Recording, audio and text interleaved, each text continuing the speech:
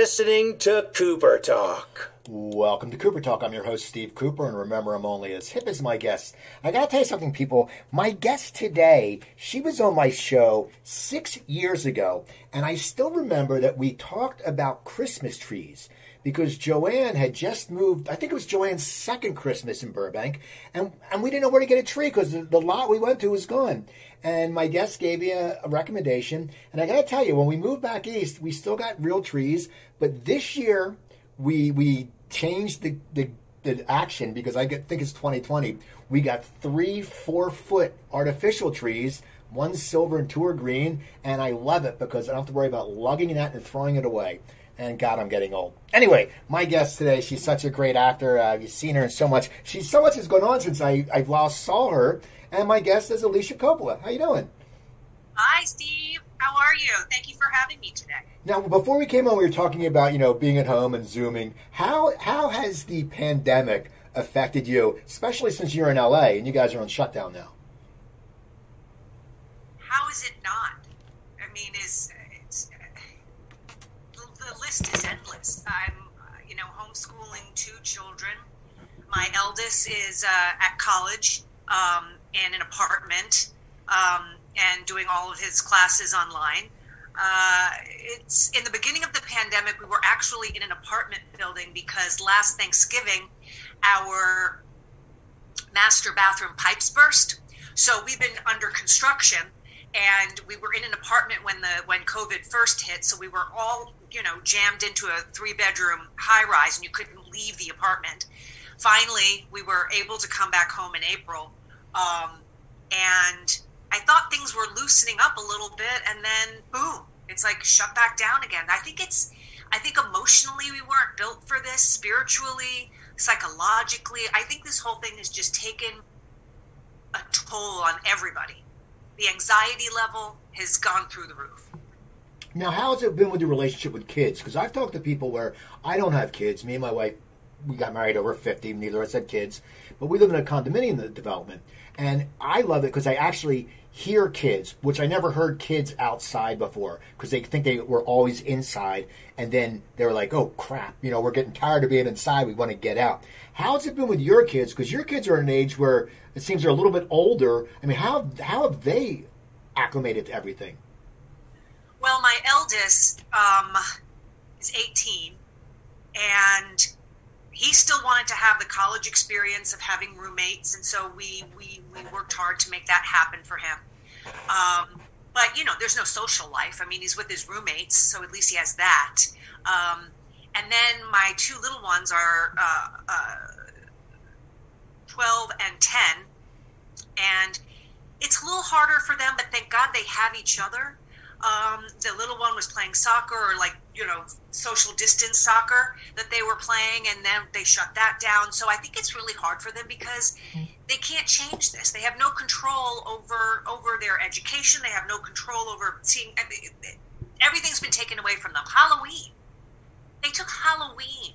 It's my favorite holiday of the year. Thanksgiving kind of sucked. I mean, I was grateful that I was able to be with my immediate family. I couldn't see my mom. They couldn't see their grandmother.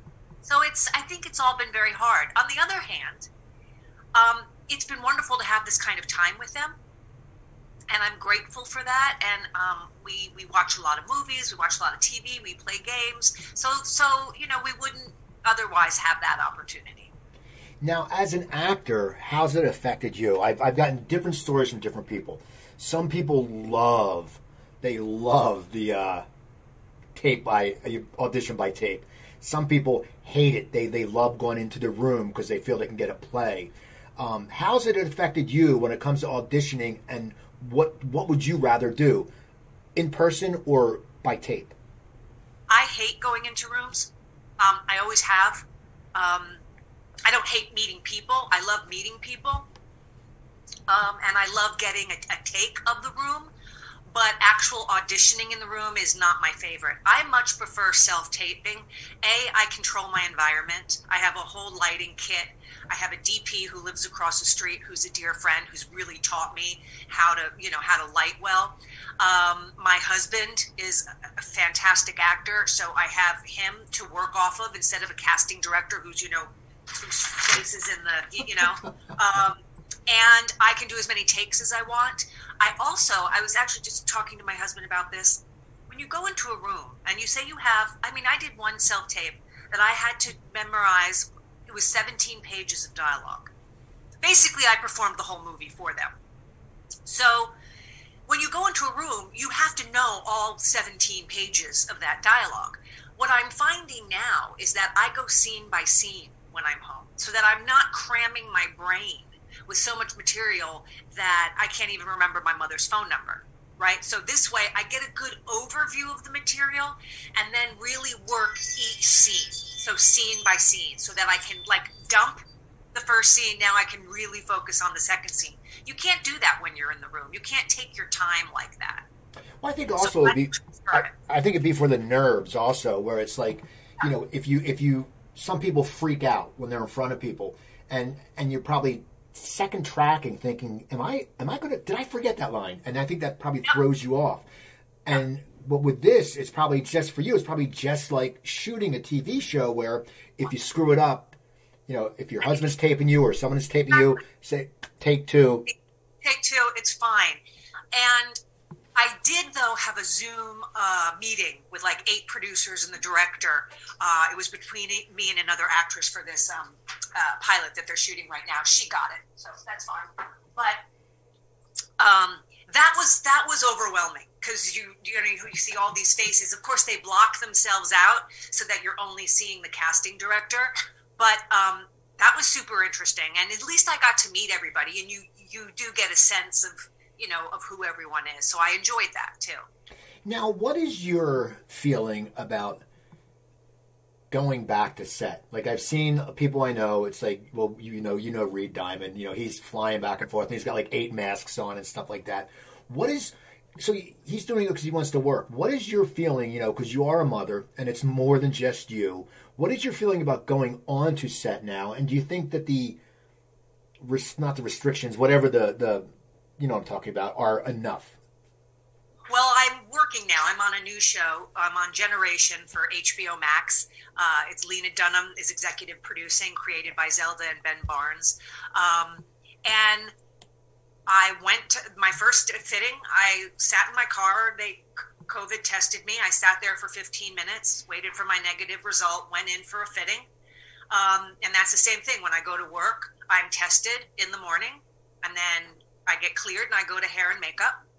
And I find that I felt very safe. I did not feel at all threatened. I kind of feel like we're the healthiest group of people, knock on wood, because we're constantly being tested, actors and porn stars, because we're all being tested every 5 seconds. So actually, a TV, a movie set or shoot is kind of like the safest place to be, I think. Now, tell me about the show, this new show, Generation. It's funny, we have HBO Max. Well, we have HBO, but we have HBO Max. But for some reason, I have an old smart TV, so we have every station, but for some reason, we can't get HBO Max right now. No, you can't. We have a smart TV, too. Apparently, they haven't made an agreement yet. Okay, so tell me about the show. Okay, so Ben Barnes directed Cake with Jennifer Aniston, and he and his daughter and his husband created the show called Generation, and I guess Lena Dunham got behind it. And it's basically about teenagers and what they go through, their fluidity, but it's told in a very positive light, and it's told it's very raw. It's the way I would love to shoot. It's very, Peter Berg, Friday Night Lights, NYPD Blue, Botchko, a lot of steady cam, a lot of, and it's just all about this group of high school kids and how they're navigating their day-to-day life with their parents, with each other, with their sexuality.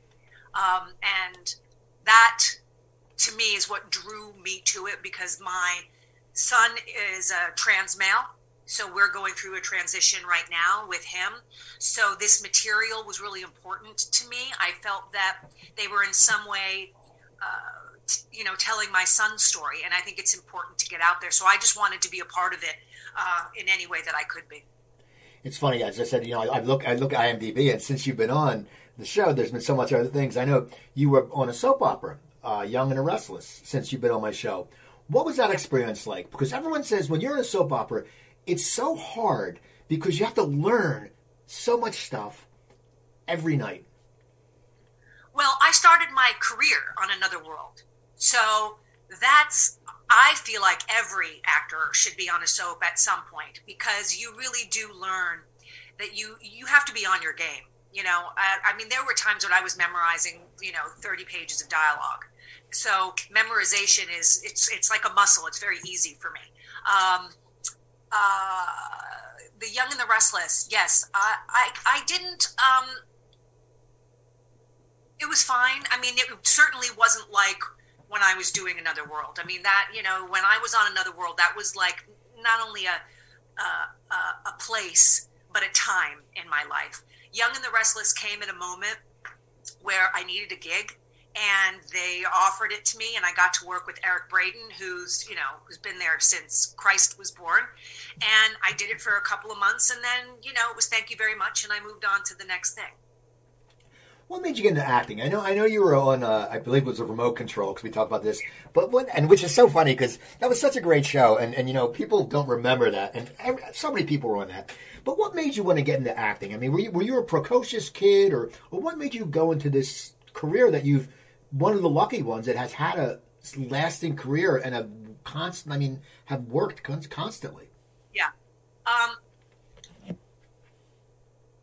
I wasn't a precocious kid. I was a very sensitive, deep-thinking, little damaged kid. My dad was diagnosed with brain cancer when I was 12. I was sent away to boarding school. I never really found my thing. I played the clarinet, I played the flute, I was a ballerina, I wrote poetry. I really didn't find the thing that allowed me to express myself. And after I graduated from the Kent School, where I went to boarding school, I went to NYU, and I needed an apartment. I was living in the dorm, and I needed an apartment. And the woman, this is a long-winded story, but I'll get to the point. The woman that I was renting from said, have you ever thought of modeling? And I was like, well, I did a little bit with my dad when I was younger. Sure, why not? So she introduced me to her agent at Elite Modeling Agency, and I was immediately signed. And they sent me out for the audition for Remote Control. And I remember meeting with Ken Ober and Colin Quinn and Michael Dugan and, Doug Herzog and the casting people. And I remember feeling, this is it. This is the thing that I think will allow me to really get it out and to express myself. And it was. And from that moment on, from doing Remote Control, and I did a couple little jobs. And then when I got Another World, I was like, yes, this is what I'm meant to do. This is what I'm meant to do. Now, when you were in Another World, that was, there, a lot of, I always tell people don't remember, there was a day that, like, soap operas ruled the world. I mean, I remember when I was in college, before our intramural football game, we would all watch General Hospital together. Sure, I mean, every guy, every girl, I mean, any dorm. I mean, and if you sit there and you go, oh my God, Luke's an asshole, or oh, Laura's great. What was it like for you to be in a soap opera? Because once again, it's a time when everyone was watching it. Did it change your life a lot? Because people, I think sometimes also, and this is unfortunate, perceive that you are the character. I mean, and I've heard that many times where, some people can't separate the character of who the person is. What did you run into when you were on Another World? Because that was a huge soap opera. It was a huge soap opera. I was one of the first people who looked like me to be on daytime. I really kind of, took it by storm, and I'm really super grateful for the role of Lorna, and I thought they were really brave in hiring me. And it was a game changer for me at the time, because she was such a popular character. I remember after we did the rape storyline, there was a girl who we ran into each other, and she'd been carrying an angel charm in case she would ever meet me, because she had been raped, and she wanted to thank me for my portrayal. And that has stayed with me ever since, because I was able to reach so many people. I mean, soap stars are like furniture. We're like the couch. We're in your living room. We're in your kitchen. We're in your bedroom every single day. So we almost become family, really. So, but it definitely took me to a different level of fame, so to speak. Now, did you leave amicably, or did you decide to leave, or what happened? What made you leave Another World? I felt like I had told the story that for Lorna, and I also, my managers, my agents were like, it's time for you to, it's time for you. During that time, if you stayed in soap operas long enough, you pretty much were going to live and die in daytime. I don't think that's the same anymore. I think everybody can, is fluid in that way. You can go do a little daytime. You can go. I mean, look at Justin Hartley.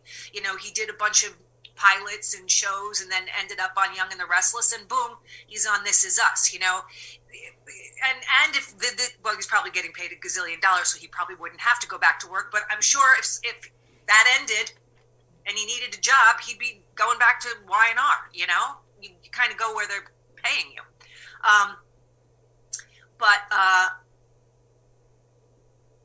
I left because I felt that I was ready, and I was being advised to come out to LA and pilot season. And, that's when, you had a couple of months of pilot season, so that's what I did. It must have been a little scary, just for the fact that, you were getting a steady check. And once again, times have changed. It's not like there's 8,000 shows on TV now. There are no. Back then, there wasn't a lot. It wasn't like, oh, well, I think HBO didn't really have series yet. I'm not even sure. But for you, was there a little bit of fear? Because I'm sure you were making some pretty good money being on a soap opera, and you probably got used to a certain lifestyle, and all of a sudden you're leaving that median that you're in. So it's sort of almost starting over. Did that ever sway you, or were you just stick to your guns and said, this is what I want to do? I was petrified. I was absolutely petrified. I made very good money. I made more money than my parents did, and I had a gorgeous 1-bedroom apartment on the Upper West Side of Manhattan. I was like like a little it girl. I was auditioning for really cool independent films. I was really loving everything. I was loving my life, but I also kind of felt that I could get very comfortable. So, I moved to LA, and I was petrified. I didn't know. I only had so much money saved up. I didn't know what would happen. And, then I worked a little bit, and then all of a sudden I'm like, okay, my money's gone now. What do I do? Like, I had to get a job in a restaurant, and I was like, I don't care. I'll do what I'm scrappy. I'm a gritty New Yorker. If I got to get dirty, I got to get dirty. But it was really scary.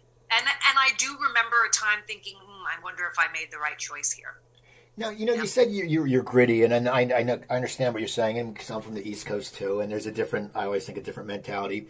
But did you ever feel, I don't know, humbled going into a restaurant? Because here you were the it girl. Did people recognize you? I used to wait tables at Planet Hollywood in Beverly Hills, and Gary Coleman used to come in all the time, and he wanted to be a host because he loved the place. And we're like, dude, you're Gary Coleman. You can't be a host at Planet Hollywood. You're going to make like $8 an hour. Did you? What is it like when you have to sit there, as we call, slinging hash? I remember an actress from the soap. I don't remember her name now, but she came in and she was like, "You're working as a hostess? You were like a big deal on Another World. Are you in trouble? Do you need, And I was like, and your table will never be ready. So you might as well go next door to the other restaurant, because I'm not going to sit you here." She was just really condescending. And I was like, are you going to pay my bills? I have bills to pay. What do you want me to do? So you're doing that. So what was the kick that got you back working? When you sat there, what was your break, your second break per se, that you sat there and went, or third break, when you sat there and said, you felt that you made the right choice?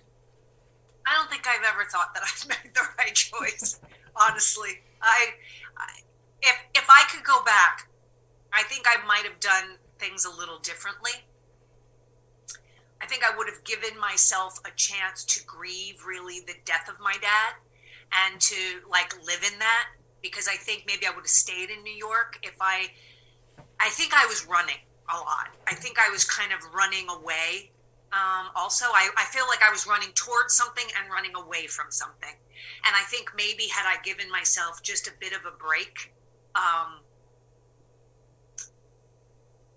probably would have stayed in New York. But I forgot your question now. What was it where you started? Was it Trinity that was the role that kicked you into gear? No. You know what? I don't really remember. I do know that there was a period I got an independent movie called Velocity Trap. And then there was a period where I was literally in Peter Roth's at Warner Brothers office testing every Friday for like a month for different shows. So I was like on a roll, and I was getting into really good rooms, and I was getting good feedback. And I think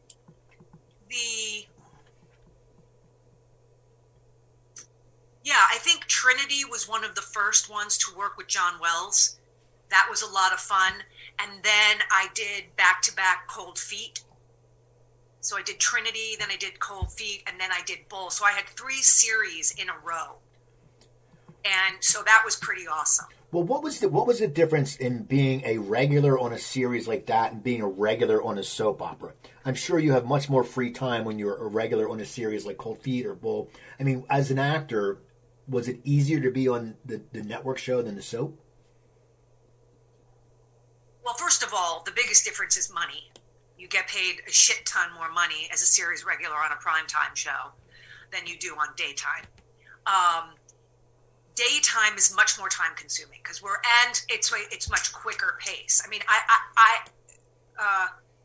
you shoot like 1 episode a day. So it was really funny because one of my first gigs off the show was Jimmy Smith's first episode of NYPD Blue. And I remember the great Greg Hoblit was directing. And I didn't understand this idea of coverage where you're going closer and closer and closer, because in daytime that didn't happen, you know? So I said to him, I was like, sir, I'm not going to get any better. You don't have to keep going closer. And I don't understand. This is it. This is all that's happening. And he was like, oh, bless your heart. And I was like, are you people, you're not very good at your job. I mean, we're still here 8 hours later and we're still on the same fucking scene. Because in daytime, I remember Young and the Restless, Eric and I banged out 5 scenes in 45 minutes. I was in and out and having lunch at the Grove, So that's a big difference. Daytime's just way more time consuming. Well, you sit there, and as I said, I always check out IMDb. Trinity and Cold Feet and those shows. None of them lasted real long. Does that start getting you frustrated? Because you sit there and you finally go, paycheck, cha-ching. Hey, man, I got 23 episodes, and then done, and then it happens. And I always say it's, I know people who've gotten many people who've gotten pilots that haven't got picked up. But I'm like, but that's such an accomplishment to get a pilot that puts you above so many other people who have tried. What goes through your mind? I mean, you have to get a little bit of swagger when you get a series and then it gets canceled, then you'll roll into another one. I mean, what kept you on track? I mean, you must have started getting frustrated a little bit. Oh, I'm always frustrated. I mean, I've got like 5 self-tapes out there that I don't know what's happening. And like I said, I just 2 weeks ago lost a role to another actress.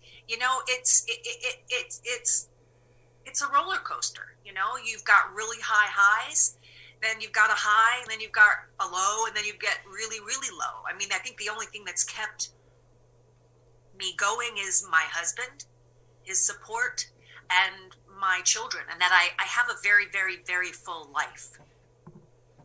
And that keeps me, it grounds me, because, okay, well, I didn't get that role 2 weeks ago. I still got to cook dinner. I still got to vacuum. I still got to, take care of everybody, So, yeah, it's frustrating all the time, because 1 minute, I have not yet had that thing yet. I mean, I thought I did a little bit with Why Women Kill, CBS All Access, where I was given an opportunity to really play a character that I know very, very well, because they're all my aunts and female cousins from Brooklyn and Staten Island. And that helped me, and also Empire, but I haven't yet had that This Is Us yet. And, you know, and that's what keeps me in the game, is the belief that I will. Now, how has the roles that you've gone out for changed over the years? Because you said, well, when you said you were one of the first people that looked like you in daytime, is that first Italian or dark skin, or, you know, Well, I think ethnically people are confused by me. So I'm kind of a mutt. I'm a little bit of everything. And I think daytime back then, you know, there was a certain daytime look, just like there's a certain like Aaron Spelling look of the actors, you know, there's a certain thing. So I was kind of wild, you know. And what was your question again? How has the roles you've gone out for changed over the years? Because, I mean, you know, everyone remembers you playing the cannibal, you know, on Sure. Yeah. Well, I'm older, but I have such great opportunities right now. I mean, I feel very, very full, and I think these creators and writers are embracing, I feel, you know, because the opportunities I'm getting, you know, women of a certain age. So I feel very fortunate and lucky there. And that's another thing. I've always been a very late bloomer. So I kind of feel like my age and the role, I think it's going to connect. I'm also being given opportunities to play comedic characters, which I'm very funny, but, you know, I think early on in my career, I wasn't as confident in my humor and in my timing. So I have that opportunity as well. And I think the roles have gotten richer for me, and I have like no interest really in playing a district attorney. I really I'm not interested in that. I'm not interested in playing a profession. So the roles that I'm interested in are more character driven rather than procedural. Now, I know the last time we talked, you said a lot of people remember you from the role in Jericho.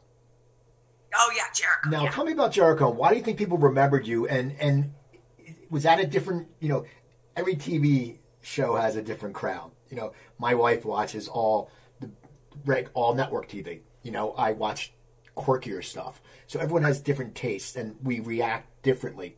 And I always crack up because my wife always yells when, like, Xander Berkeley was on a show last night, and Xander's been on a show a few times, and my wife said, Xander's great. Oh, Xander's playing a bad guy in show. She always like, you got to come out. But why do you think Jericho got you like a cult following? I mean, why was that a cult type show? Because I didn't watch it. I'll be honest. You didn't watch Jericho? I was busy. What the fuck, Steve? I had things to do. Well, did you watch Why Women Kill? I'm going to. Oh, man. I don't have CBS access. Oh, just get it, the free trial for 7 days and binge watch it. It's 10 episodes. We pay for every damn network channel. HBO, Showtime, Amazon, this, that. I look at it and I go, what the hell? And I sometimes I flip through and I go to my wife. I say, hey, listen, why don't we get rid of these certain channels? And she goes, I watched that channel. I go, you've watched it once in like 2 years. She goes, yeah, but just in case. And so now we had a deal where she pays for cable. I said, that's your guilty pleasure. I said, because I'll just go with basic and then Amazon. But tell me about Jericho. Jericho was, again, a time. It wasn't a show. It was a time. And like New York was in the late 80s. Jericho was really, really special from the top to catering. I mean, John Turtletaub, his sets are always just a delight to be on. I've now worked with him 3 or 4 times. We shot a pilot stay, which didn't make it to series, but our cast was so close. We really, truly loved each other. And I think that's what resonated. I think that the fans could feel the chemistry. I mean, as a cast, we all had chemistry. And I think that was palpable.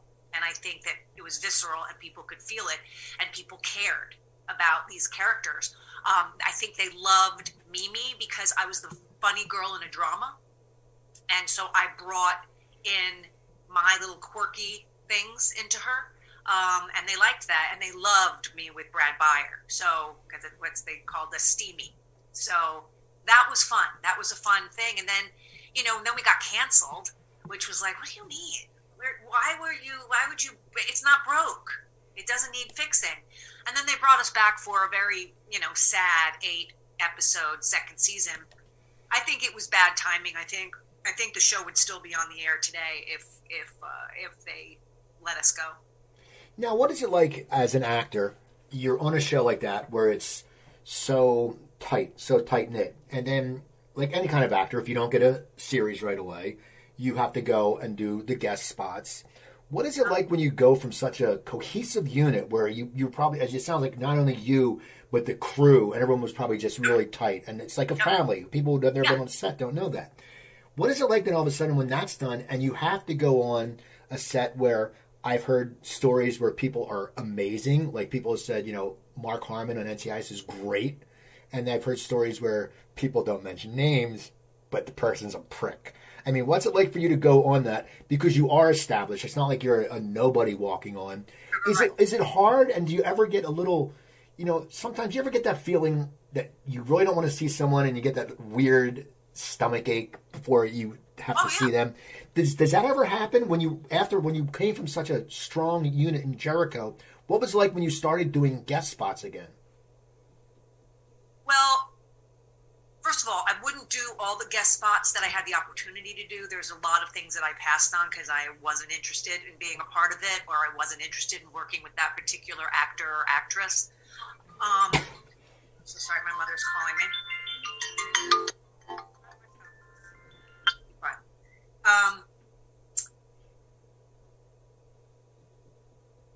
I always look at each set that I go on. I remember my very first manager always said to me, always make sure you leave set with a smile on your face and everybody wanting to work with you again, right? So that's how I go onto every single set. I have 3 kids. I got a house. I got 2 cars and a dog that I'm on the fence about, but I got to support all of these mouths, right? So it's like, listen, it's a gig. A gig's a gig's a gig. Very rarely have I ever said lose my number. But there's been 1 or 2 shows where I've said I will never come back here, ever. Is that just because? I mean, don't say the show, but why? I mean, what made it that example where you said, "Fuck this, I don't want anything to do with it"? I didn't like the people. I didn't like the producers. I didn't like the actors. I didn't like the vibe or the feeling of the show, of the set. I just wanted nothing to do with them at all. Very rarely has that happened. I've been very fortunate in that I can count on one hand the people that I will never work with. Now, earlier you said about comedy, and I know it's so funny because when you do look at your resume, it's drama, but then you drop in 2.5 Men. What was it like doing on a show like that? Because it was fine. It was a funny show. I mean, and it was fine-tuned. What's it like when you have to all of a sudden deliver up in front of a live audience? It was fun. It was fun. I've worked, the only sitcoms I've ever done have been for Chuck Laurie. So I think in the sitcom world, he's the only person who finds me funny. And that's okay because he's really kind of the only game in town as far as that's concerned. And I enjoy him. So I've done 2.5 Men twice, once with Charlie, once with Ashton, and then we did a pilot. Charlie and I did a pilot called Sugar Hill that never went anywhere. And it's fun. It's like live theater. What is it like when you do a pilot and you think, you say you did a pilot with Charlie Sheen.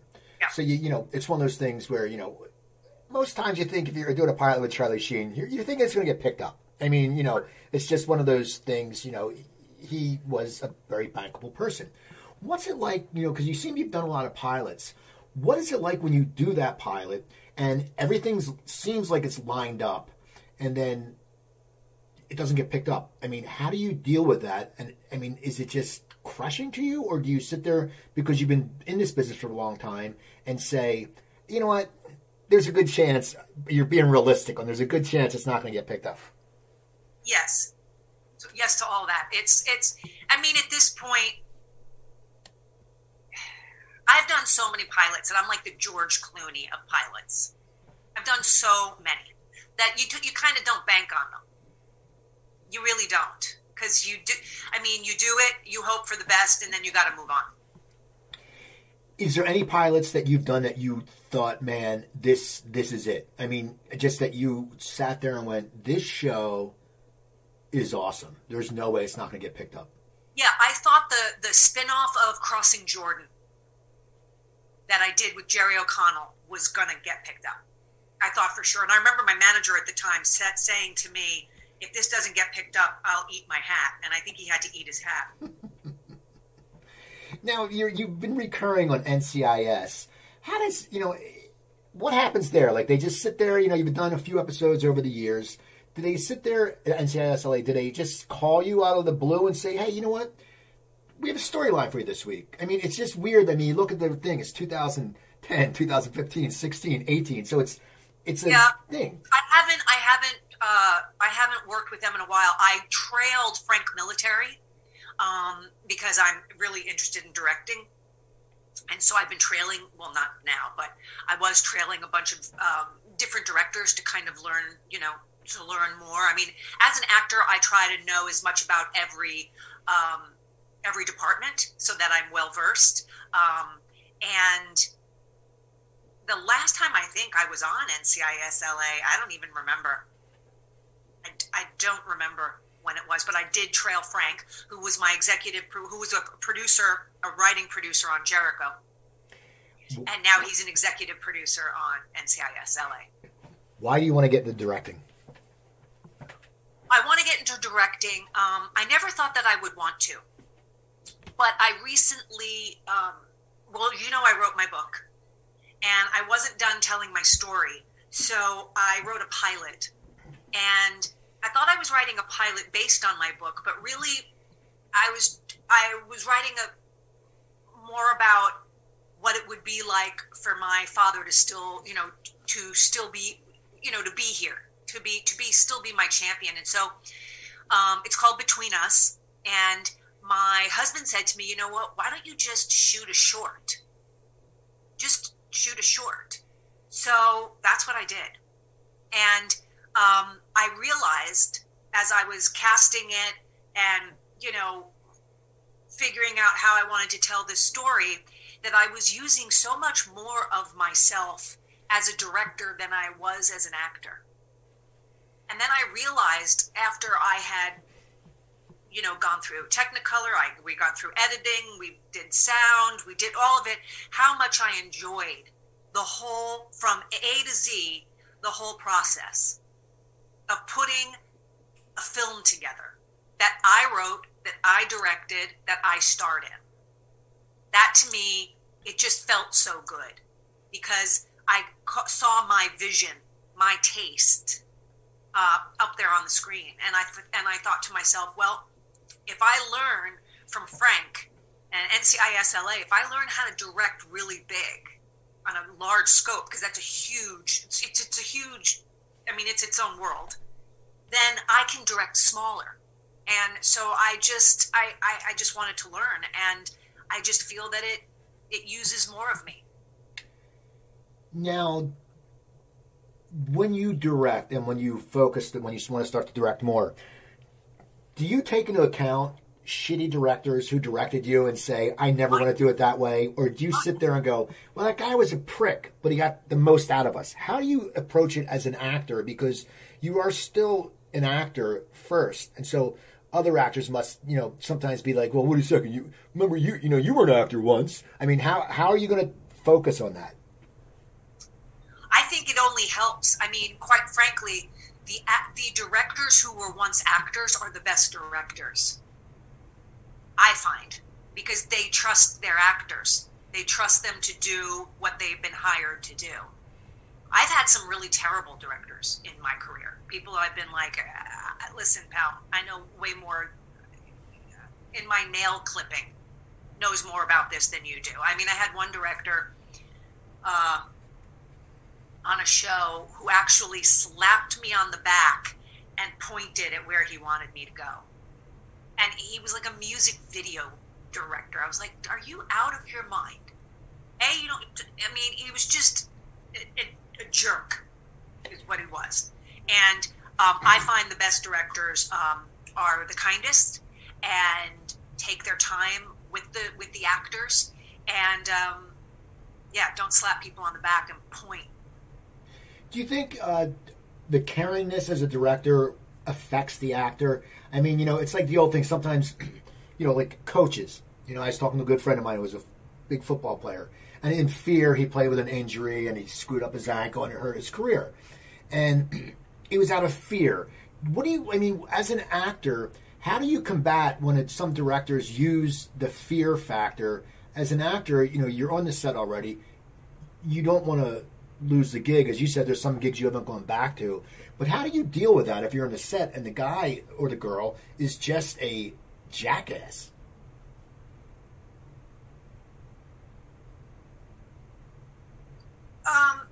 Well, you have to do your job.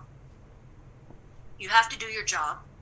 I have simply learned to say, oh, yes. I did have a couple of experiences. One with the guy who slapped me on the back. Another one called me, hey, girly. And another director was just impossible. There was no connection at all.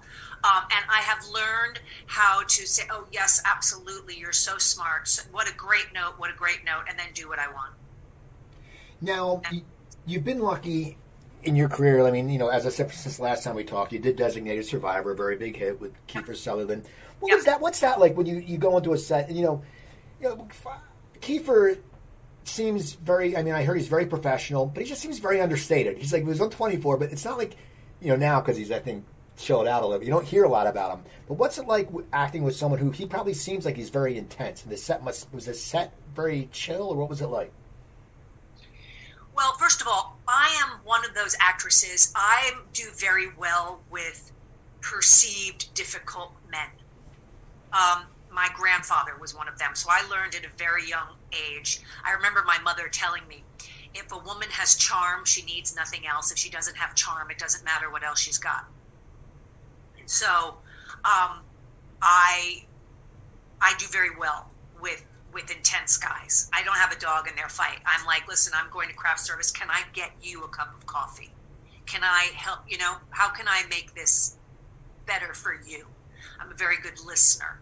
And what I find is that guys like that, listen, I was told, that Terrence could be intense, and I found him to be the warmest, sweetest, loveliest man.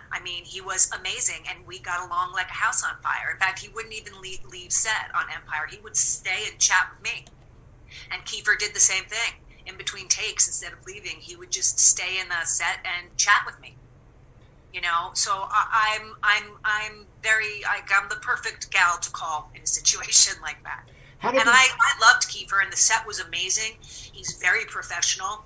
He expects, like John Wells, where sides aren't allowed on set. The little sides that they give you. They're not if you come into set, you better come to play.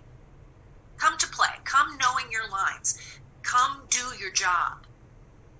How did the role of Empire come up? Was that originally? Did you audition? Were you offered it? And was it supposed to be one role, and it grew, or what happened? Because once again, that's a huge show. Yeah, they needed somebody who could go toe to toe with Terrence. To which I replied, "I got laundry scarier than Terrence Howard. I have 3 children. Please, that doesn't give me something better than that." I auditioned, and it was, the role was very irreverent. She was a piece of work, and I loved working with him. I loved working with Taraji. Andre Royo is like a dear friend. We hit it off from Hello. He had me at Hello. But yeah, I auditioned for it and I got it. And it's probably up there with one of the best experiences I've ever had. Certainly the best 2.5 Men in Empire, the best catering I've ever had in my career. The best food. Right, I heard though about catering. It's funny. Phil Rosenthal told me on Everyone Loves Raymond.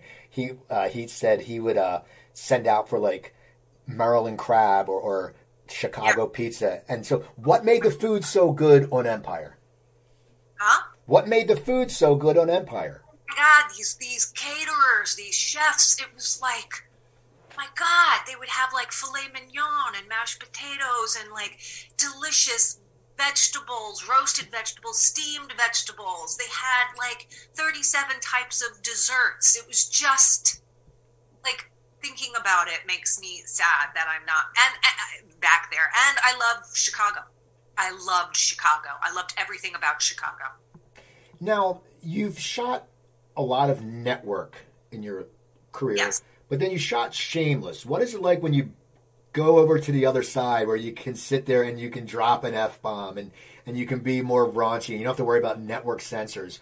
What's it like being on a set like that? Well, I mean, it's just a different beast.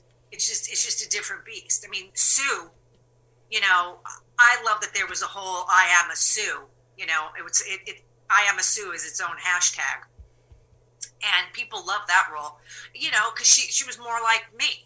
Sue is like me, So to be able to just kind of be myself, throw my hair up in a ponytail and, just be me was kind of amazing. And of course, the writers on Shameless are just absolutely superior. And Cameron Monaghan, I loved him. I loved working with Cam. So it was great. I loved it.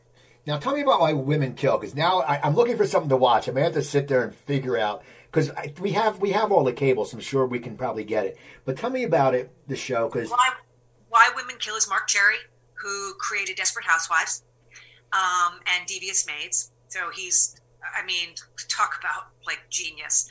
And it's basically all about how it takes place in one house, but over 3 different decades. So Jennifer Goodwin and I are 1960s. Lucy Liu is 1980s. And then Alexandra Daddario and Reed Scott, they're all in the 2000s. And it's all about how the role of women has changed, how we have evolved, but how our reaction to betrayal has not. And I play Sheila Moscone, who's from Bensonhurst, Brooklyn, who is the neighbor to Jennifer Goodwin, and I'm her best friend and her confidant. I'll have to check that out. I'll have to tell my wife. Very funny, but it's the kind of show that you will laugh and tear up in the same episode. It's very poignant, but very funny. Okay. Before we go, tell the listeners more about your book. I know when you wrote that, and I think you had just come out with it when you were on my show last time, and I'm pretty sure. Yeah. Explain the book and explain why it means so much to you. So my book, it's called Gracefully Gone, and it's available on Amazon. It is a combination of 2 journals, one mine, the other was my father's, that I spliced together. So basically it's a decade-long conversation told from 2 independent points of view between my father and I. My father was diagnosed with brain cancer when I was 12, so that was like 1980. And he wrote a journal, a manuscript, in I think 1983, so it was like retrospectively, yeah. And when he began to die, I did not know that my father had this manuscript, but I kept a journal of my day-to-day life of taking care of him, because after I graduated from NYU, I moved back home to Long Island to help my mother take care of my dying father. And it took me 22 years and 3 pregnancies to finally put it in the order that I wanted it. And because I was not on a show at the time and I didn't have a platform, I decided to self-publish. And it sold more in like the first week than most independently published books sell in a year. So it's done really well. It's helped many people. Because of it, I am now on the board of directors of Heal Grief, AMF, which is actively moving forward. 1 in 3 college kids are suffering the loss or the diagnosis of a loved one, and they grieve alone. There's now an app for anybody who is listening. It's the Heal Grief app to take it virtual since we are in this COVID time. And I'm also a global ambassador for the Elizabeth Kubler-Ross Foundation. So this book and writing this book and telling my father's story and my story of what it was like to be 12 and be told essentially that your father has brain cancer and is probably not going to survive that, to 10 years later when he ultimately died, what that was like for him, for me, you know, for my brother, for my mother. And I just wanted to write it so that, you know, I can't swing a dead cat without hitting somebody who is suffering the loss or the diagnosis of a loved one, and I feel, or the terminal diagnosis. And I just wanted people to know that they're not alone, and that I was that 1 in 3 college kids who was grieving alone and grieving in private and not even knowing how to grieve. Again, like, you know, going back to your original question about me leaving New York, you know, had I had the tools to deal with what I was feeling inside, perhaps things would have, you know, been different. So that's my book. And yes, it's on Amazon.com, and it's called Gracefully Gone. And so now what's the future for Alicia Coppola? I know you have the show Generation. Where do you want your career to go in the next 5 years? Do you want to get more in directing? Do you want to act? Would you want to do a feature where you acted and directed, or would that just be overload? Because you're also a mother. So, I mean, it's things going on. What I want to do right now, because my short was so well received at the few festivals that I sent it to, the ones that I sent it to got in and it won. I'd like to sell that as a TV series. And so I have a couple of scripts done. I've got my lookbook. I've got my Bible. So my goal is kind of to become like Pamela Adlon on Better Things and, you know, have my own show. Also, you know, because my son is trans male, I would love to have a platform to tell that story, because I think that's an important story to tell. And why not me? Why not have it be me who tells that story? And, you know, and my child. So I would like to see myself creating my own content and writing it, starring in it, directing it, you know, producing it. I would like to be my own, like, one-woman production team. Well, my own little studio. Well, that's awesome. I hope it happens. Did you ask? Did you get your Christmas tree yet? I got it like in October. Okay. Real one? No, fake. No. Okay. It's the first time we got a fake tree, because I said to my kids, it is such a shit show out there. Let's have some joy. Let's put the Christmas tree up. You know, we have Hallmark taping. We have Hallmark and Holly Traditions on Sirius XM in the car, so that we're all Christmased out. That's good. That's what we're doing. I mean, I've been shopping, and my wife's addicted to the Hallmark movies. I mean, it's like... Oh my God, I have them on my phone. I get the alerts because I have the Hallmark app. She just has a DVR. Like, I look at the DVR, and at last, like, what was it? Last week, they had every night there was one. Or yes. She's like, and then I'll sit there, and then she'll miss them. And I'll go, what are you doing tonight? You want to watch this? Oh, no, I have a Hallmark movie. And then it's like, and I know Saturdays and Sundays, you know, we were watching the Undoing, but then it was like that we waited till the next day. But I'm like, honey, we can't, because it's the final episode of The Undoing, and people are going to ruin it. So we have to watch it. So after her Hallmark movie. I do all the laundry to Hallmark movies. Well, that's good. I zip them all up, and then when I have my scary laundry, I have something to do it to. Now, are you still tweeting a lot? I know that's how the first time I met you was on Twitter. Yeah. No, I got off Twitter. I got off Twitter because I didn't care anymore, and it's too much. It's too hard of a job. It was like having a third job, and I don't really have that much to say. And if I have something to say, really, who cares? Who's going to listen? You know what I mean? Well, I do Instagram because I find that's fun, and I can go down the rabbit hole of like cute baby videos. Okay. You know, but I also found Twitter to be a little political, and it could be mean. Yeah, that's the one thing. I mean, I tweet every once in a while. I'm a big Facebook guy. Instagram, I promote my show and I do food pictures. I do something called Cheap and Easy Stay-at-Home Dinner. So I always say how much it costs and like that. And it's fun. Instagram's fun. You know, that's what's good about Instagram. It's fun. There's fun. I learn a lot. I get recipes. I get ideas for things. There's a new lipstick color I didn't know that I needed. I mean, it's informative. Well, I want to thank you for coming on, Alicia. People, go check out her work. Just go watch it. She's great. I'm telling you. And go check out my work. Over 800. You were episode like 322. I'm up to episode 828.